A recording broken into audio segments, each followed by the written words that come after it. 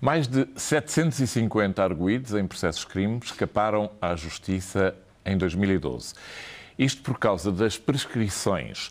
São 2 casos por dia em que o julgamento não vai até ao fim porque já passou o prazo definido na lei. Os dados dizem respeito apenas aos processos criminais e que já estão na fase de julgamento. Para 752 pessoas acusadas de crime, os casos não chegaram ao fim por prescrição. São 2 arguidos por dia que escaparam à mão da Justiça e a uma eventual condenação por ter sido ultrapassado o prazo definido na lei. As estatísticas do Ministério da Justiça enviadas ao Jornal Público mostram ainda assim que o número de prescrições está a diminuir desde 2008, ano em que mais de 2.700 casos ficaram pelo caminho. Os dados impressionam, ainda assim, tendo em conta que há 10 anos não ultrapassavam os 400, quase metade do que acontece agora. A isto soma-se o facto dos números não contabilizarem os processos de contraordenação, por exemplo, como o de Jardim Gonçalves, que viu multas de 1 milhão de euros anuladas e outras que deverão prescrever já no próximo mês. Um caso que trouxe a questão das prescrições para o centro do debate. O Governo mostra-se disponível para mudar a lei, ainda que a Procuradora-Geral da República tenha defendido esta semana que não é preciso aumentar os prazos. Alterações legislativas só para mudar a forma como esses prazos são contados. E, mais importante ainda, especializar os tribunais para lidarem com a criminalidade mais complexa, de forma mais célere, limitando o risco de prescrição. Dr. Magalhães e Silva, vamos pegar nesta parte e peço-lhe um comentário já. Não é preciso aumentar os prazos, diz a Sra. Procuradora-Geral. Alterações legislativas, se as houver, é só para mudar como é que esses prazos são contados e, mais importante ainda, eu acho que a chave está aqui, especializar tribunais. Mário Crespo, vai ser necessário distinguir situações. Em primeiro lugar, distinguir os crimes das chamadas contraordenações. O homem comum não faz ideia nenhuma do que são contraordenações. As contraordenações são as antigas transgressões, as antigas contravenções que eram punidas com uma multa. Hoje chamam-se contraordenações e são punidas com uma coima. Mas é, grosso modo, rigorosamente... Foi isso que o senhor, neste momento, defendeu, um dos seus... Exatamente. Já lá iríamos, Mário, só para distinguir crimes e contraordenações. No que diz respeito a crimes, nós temos, neste momento, na regulamentação penal em vigor, do meu ponto de vista, um excesso de prazos para as prescrições. E esperamos que a prescrição só ocorra 42 anos e meio depois da prática do crime. É intolerável em termos de sociedade civilizada, em que há a ideia de que há um tempo de pendência dos processos que não deve ser ultrapassado. Nas contraordenações, a questão é diversa. Não houve alteração da regulamentação relativamente às contraordenações e, portanto, o prazo que elas têm é efetivamente muito menor. Mas aí também é preciso distinguir. O grosso, Mário Crespo, o grosso das contraordenações são bagatelas. São as situações de trânsito, são as situações do alimento A, B ou C, são pequenas coisas, 90 ou 90 e tal % delas, para as quais os prazos de prescrição existentes são absolutamente suficientes. Depois aparecem as situações mais complexas. Mas as situações mais complexas, e é uma coisa que o homem comum também não sabe, as situações mais complexas têm sanções pesadíssimas. E se têm sanções pesadíssimas, então também não podem ter o processo muito simplificado que está previsto para a generalidade das contraordenações. Ou seja, uma multa de 100 euros é necessariamente diferente de uma multa de 1 milhão, ou de 2 milhões, ou de 5 milhões. E o interessante é que há uma continuada jurisprudência do Tribunal Europeu dos Direitos do Homem a dizer assim: quando nas contraordenações a severidade das sanções é tal que elas são equiparáveis, ou até mais graves, como é o nosso caso, do que as que podem ser aplicadas em processos criminais, então o processo de contraordenação tem que ter a mesma solenidade e as mesmas garantias de um processo de crime. Ora bem, nós não temos isso. Para esses vai ser necessário 2 coisas. Processos com garantias suficientes por um lado e, por outro, alargamento do prazo de suspensão do processo para que possa suportar esta duração. Sem prescrever. Sem prescrever. E, por outro lado, obviamente, a especialização. Não é possível, nas questões do mercado de valores mobiliários, nas questões financeiras ou parafinanceiras, em tudo aquilo que exige conhecimentos muito especializados, que não estão na formação nem de magistrados judiciais, nem de magistrados do Ministério Público e também não estão na formação, em geral, de advogados, que não se tenha uma situação de especialização. E nós estamos a penar por tudo isso. Nesta situação que tem causado grande alarme social, a situação tem sido vista na convicção de que as coisas são aquilo que não são. Isto é, vale a pena perceber de que é que são acusados estes senhores, o processo Jardim Gonçalves, os arguidos dos processos Jardim Gonçalves, de que é que estes senhores são acusados. Em 3 sítios, no Banco de Portugal, na CMVM, Comissão do Mercado de Valores Mobiliários, e num processo crime.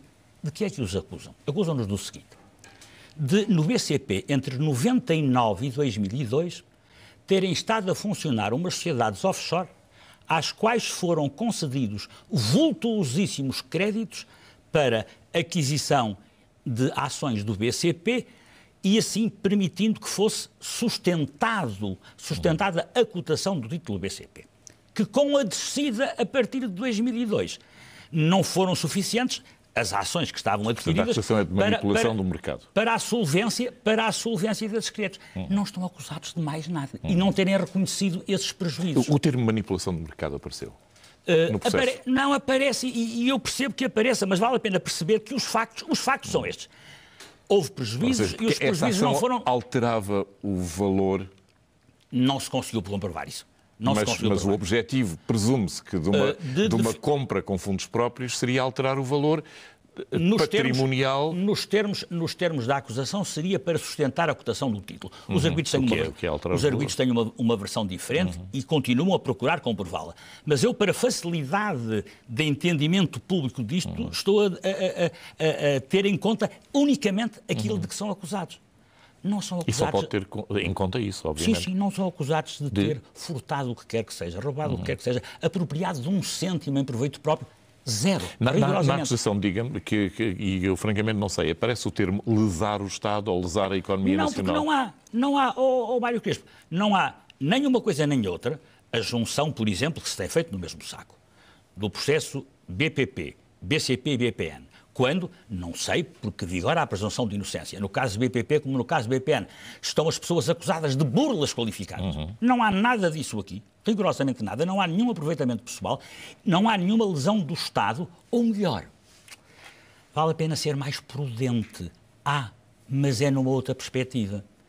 É que quando o Estado, hoje não há nenhum comentador económico que não saiba isso e não o escreva, quando o Estado quis tomar de assalto o BCP entre 2007 e 2008, colocando na administração duas pessoas da estrita confiança do engenheiro Sócrates, o Dr. Carlos Santos Freire e o Sr. Armando Fara, quando isso acontece, no ano anterior, a Caixa Geral de Depósitos, que é o nosso banco, o Banco Público, concedeu créditos de mais de 1.000 milhões para a aquisição de ações de BCP a vários acionistas para tomarem as posições que vieram a tomar posteriormente, garantidos apenas... Entre os quais José Berardo, que foi quem denunciou... Entre os quais eu não gostaria neste momento de estar a citar nomes da A, B ou C... Mas aconteceu. Aconteceu efetivamente. E nós vamos, com enorme probabilidade, pagar esses prejuízos do Banco Público. Aí o Estado foi lesado. Não foi lesado... Ações que foram compradas, segundo me recordo, a 5 euros e que valem alguns cêntimos hoje. Olha, Mário Crespo, não posso deixar de lhe recordar o seguinte, porque então é preciso que as pessoas tomem consciência de tudo e percebam tudo. Quando é a equipe que o engenheiro Jardim Gonçalves deixa no banco, em 2007 sai... A ação valia 2,92 €. Um ano depois, em 2008, valia 85 cêntimos. 350% num ano. Quebra de valor, perda de valor. Perda de valor que tem que ver com várias coisas, seguramente no domínio da gestão, mas que tem que ver com uma coisa que os reguladores têm que pensar antes de atuar, que é ver em que medida e com que justeza estão ou não a lesar a reputação de um banco e o sistema financeiro globalmente considerado. O que se passou nesta situação, Mário Crespo, é efetivamente de grande gravidade.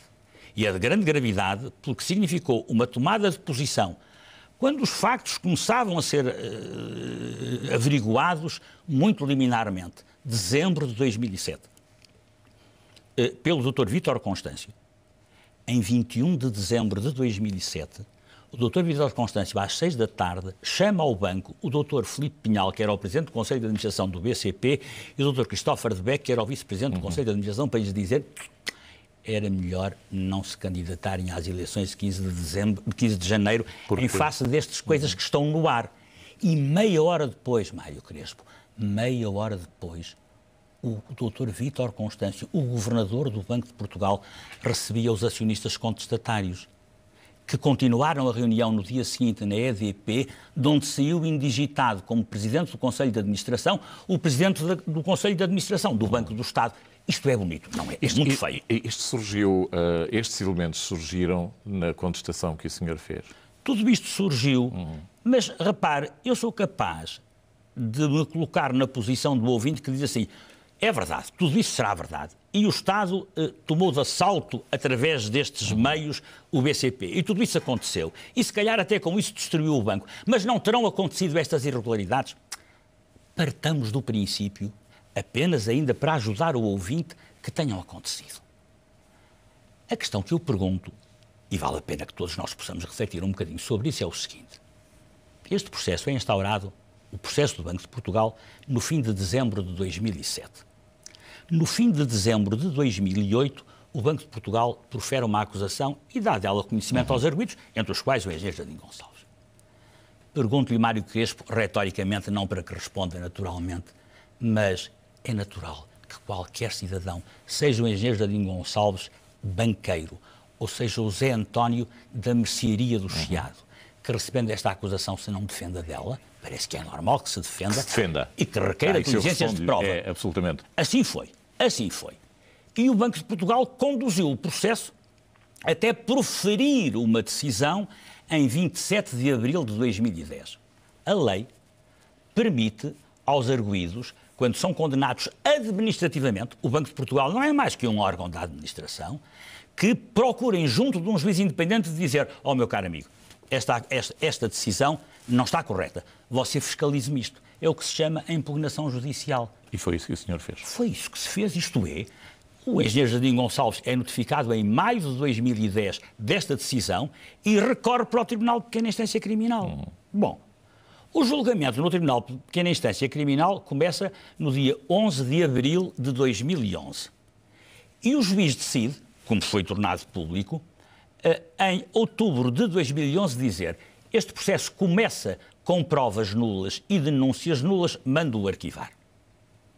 Não é natural, agora é ao contrário, que o Ministério Público e o Banco de Portugal tenham interposto recurso desta sentença. Claro que é normal, ninguém os vai criticar, mas então porquê é que se criticam os arguidos por usarem dos seus direitos?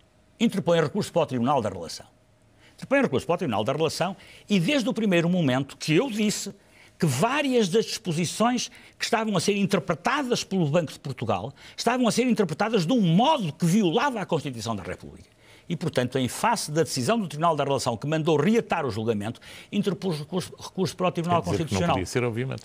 Ora bem, mas vamos partir do princípio que eu não tinha interposto recurso para o Tribunal Constitucional. E que o Tribunal da Relação, em julho de 2012, como aconteceu, dizia: reate-se o julgamento. Isto foi à boca de férias, o processo baixaria da relação logo a seguir às férias e recomeçaria em fim de setembro, princípio de outubro de 2012, portanto, a 6 meses da prescrição. Cabe na cabeça de alguém que tenha um mínimo de experiência disto que se conseguia terminar este processo em tempo? Última questão, Mário Crespo, que é da maior importância. Vamos agora partir do princípio que o Mário Crespo ou eu estamos num processo em que queremos fazer vingar a nossa inocência e que estamos a 6 meses de o processo prescrever. E há uma decisão que nos é desfavorável e da qual nós podemos interpor recurso. E eu digo assim: não vou interpor recurso, porque se eu interpuser recurso, o processo pode prescrever.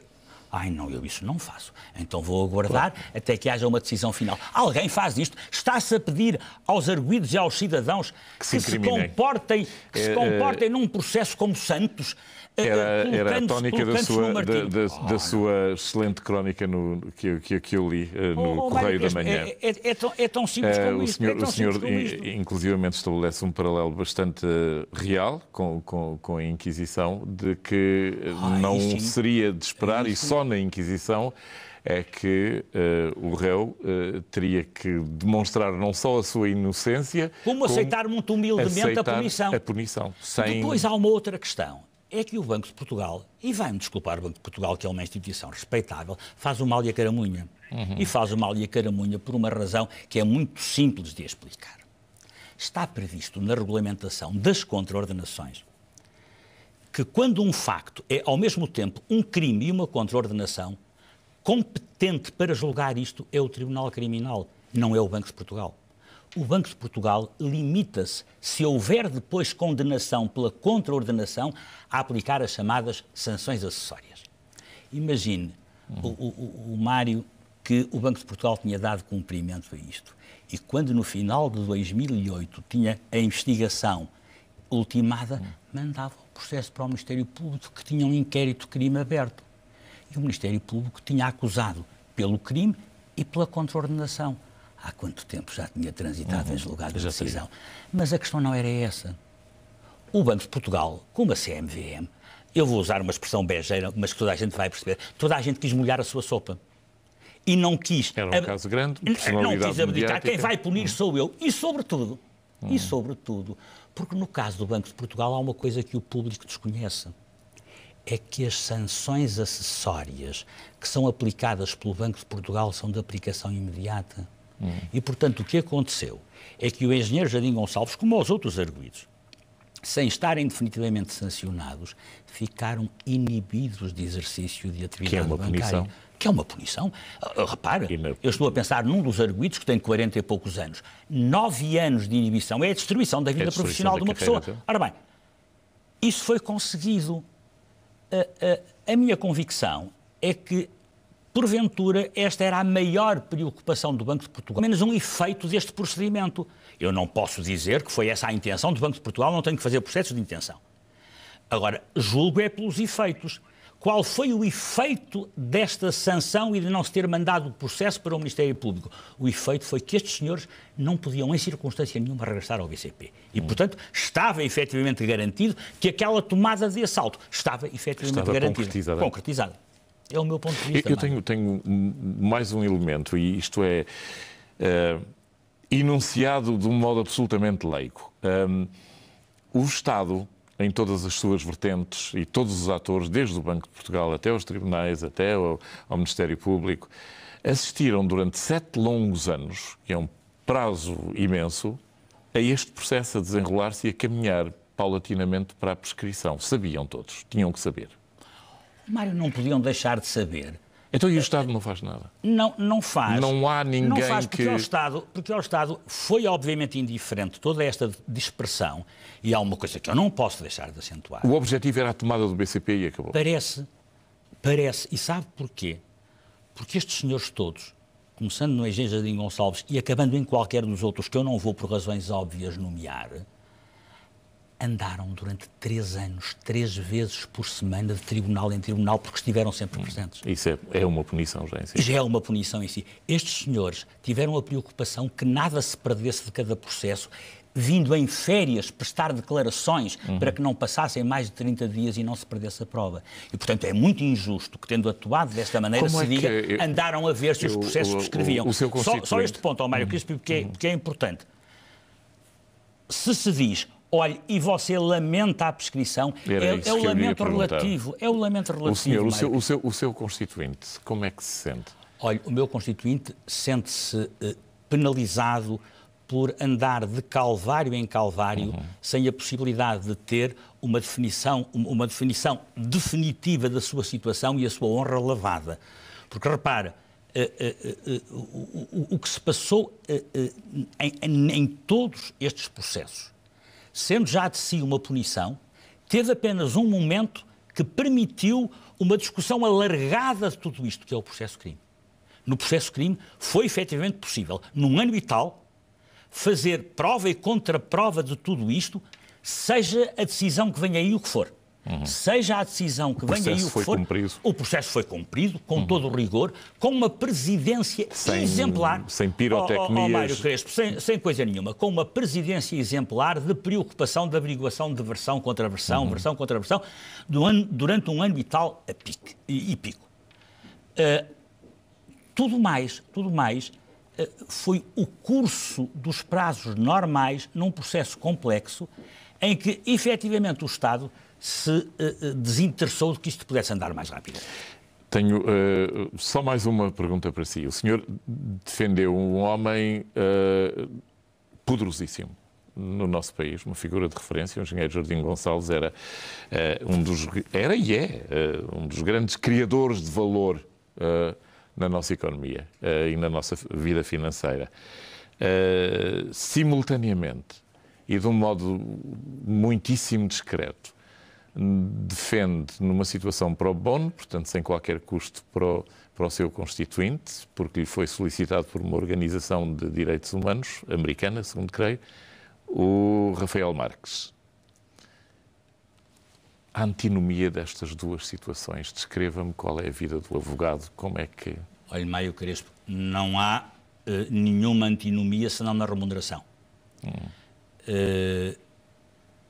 Em qualquer das situações estão em causa os direitos das pessoas e o fazer vingar a realização da justiça.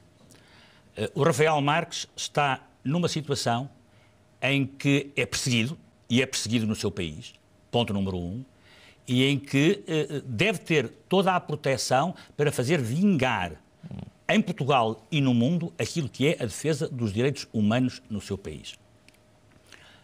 No caso do engenheiro Jardim Gonçalves, que é um caso particular, aquilo que está em cima da mesa é realizar justiça relativamente a um homem que em 20 anos e do zero fez o maior banco privado português, que foi case study em tudo quanto é universidade de referência deste mundo e que é colocado na praça pública aí onde é da maior facilidade de colocar alguém como ele. E o Mário Crespo percebe, é um banqueiro de enorme sucesso, notoriamente membro da Opus Dei, com tudo que isso suscita no imaginário coletivo, e em que não há, vai-me desculpar, Mário, mas eu gostaria efetivamente de dizer isto, não há, infelizmente, pelo modo como se faz o tratamento das questões junto da opinião pública, nenhuma preocupação da nossa opinião pública porque se faça justiça, porque não se pede que se faça justiça, o que se diz é uma outra coisa. O engenheiro Jardim Gonçalves não pode passar impune. É isso que se escreve. Ora, não pode passar impune, está feito um prejuízo sobre a sua culpa. E isso é que numa sociedade democrática, seja para o Rafael Marques, seja para o engenheiro Jardim Gonçalves, é intolerável. Muito obrigado por ter vindo a este Eu é que lhe agradeço a oportunidade, meu Jornal das 9. Foi um prazer voltar a tê-lo aqui. Vamos fazer um curtíssimo intervalo e voltamos com o nosso Frente a Frente. Até já.